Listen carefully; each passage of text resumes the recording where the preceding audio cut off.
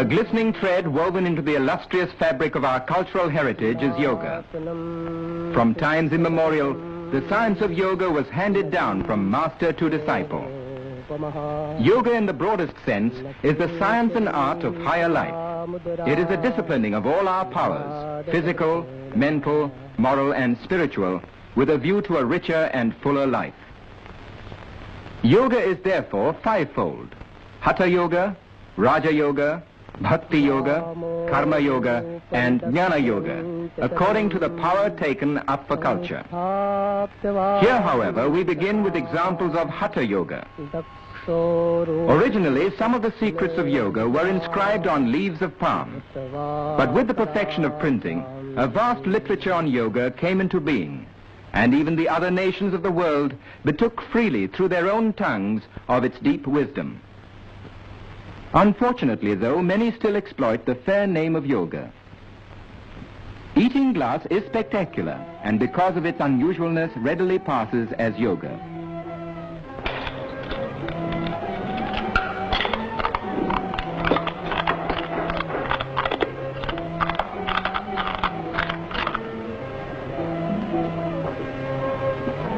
Any audience will watch such a feat in wide-eyed wonder, and more so when the performer follows it with undiluted nitric acid. But these exploits aren't yoga. Here's a Swami who is always ready to serve suffering humanity. The secret lies in the talisman. Such earnest meditation means time, and time means money in any language, more so in this Swami's.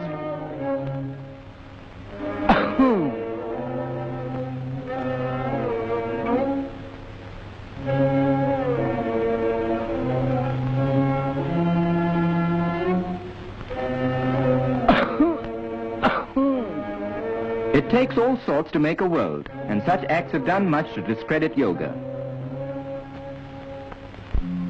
But the genuine followers of yoga are above such petty concepts, for there is no base materialism in yoga. It involves purification, concentration, control, dedication or sublimation of the respective power. The ultimate aim of yoga is to achieve purity and freedom of the spirit. Yoga then is the science of living a pure and healthy life, physically, mentally and spiritually. To help achieve this end, a set of physical exercises called asanas has been evolved, which can be followed by anyone of any age, race or creed. Yogic exercises can be practiced daily by every member of the family, for they serve as the foundation for good health. Practice the exercises in a clean and airy place.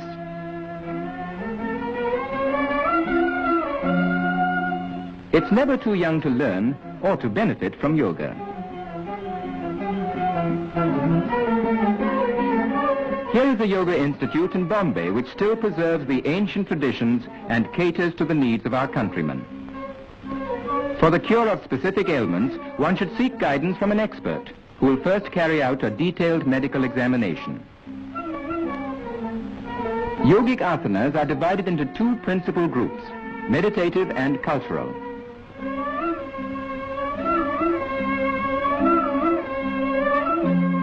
This asana, Dhanurvakrasana, or the bow curve pose, helps to keep interior and posterior muscles supple. The average man uses only 1/3 of his lung capacity. The expert measures the patient's lung power with a pneumatometer, after which he will be given the proper asanas to develop the use of his lungs and diaphragm. Without the guiding hand of an expert, a knowledge of yogic exercises can be obtained from a book. But such reading should not be taken too literally, for such knowledge may boomerang. Our friend here seems to be sticking pretty close to the printed page. No apparatus or implements of any sort are required to perform asanas.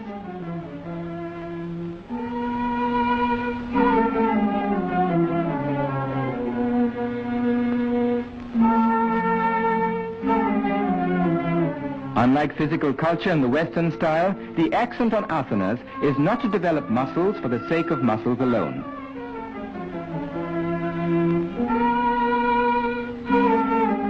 The aim of yogic asanas is not bodily strength, but the development of the internal organs without any strain whatsoever.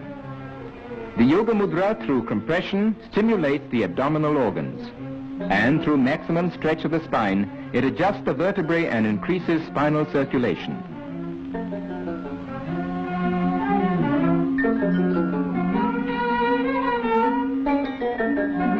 For promoting elasticity of the body, there is no better exercise than Paschimotthana, the posterior stretching pose.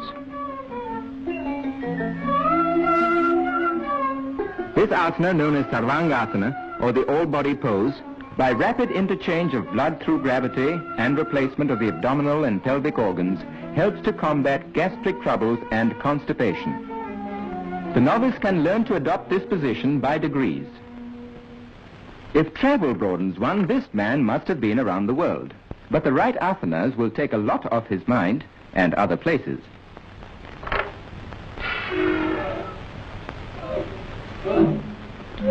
Even though of ancient origin, the daily practice of yogic exercises will benefit all who live in the modern world, no matter what profession we follow.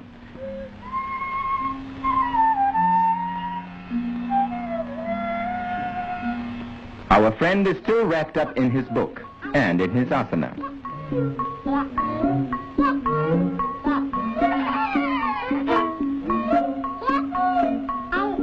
What he needs is a helping hand.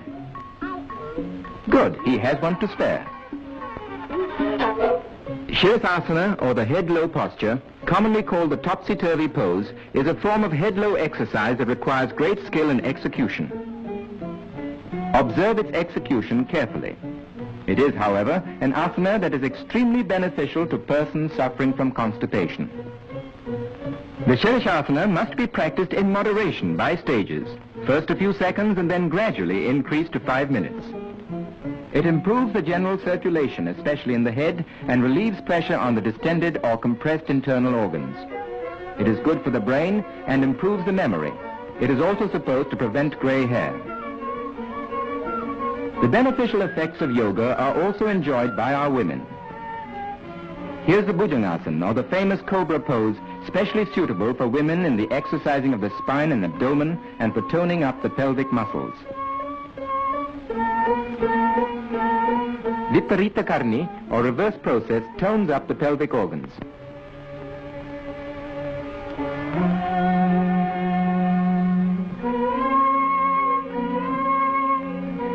This exercise of Ardha Matsyendrasana is used as a lever for the lateral twists of the spine. It stimulates brain activity. Such is the success of yoga in the West that a famous ballet school in Europe has adopted many of the asanas as a part of its curriculum.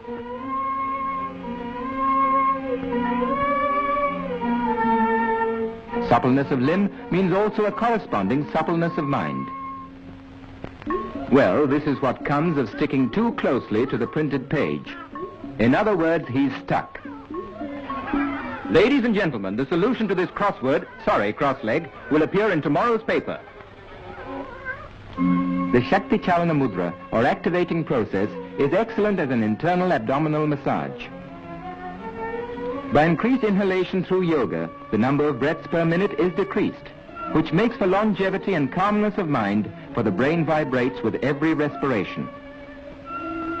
This is Bhastrika, or bellows breathing, which, by rapidly increasing the supply of oxygen, stimulates the respiratory tract and keeps it perfectly healthy. The aim of yoga is not only bodily strength, but health, stamina, and efficiency of mind, qualities that we all need at work or play in everyday life. Students of yoga attain these qualities no matter how old they are or what they do. With physical and mental good health thus acquired, man can, with further training in yoga, attain the sublimity and freedom of his soul. And when he finally becomes one with the infinite, he enters the realm of eternal peace, which is, and always will be, the supreme aim of man.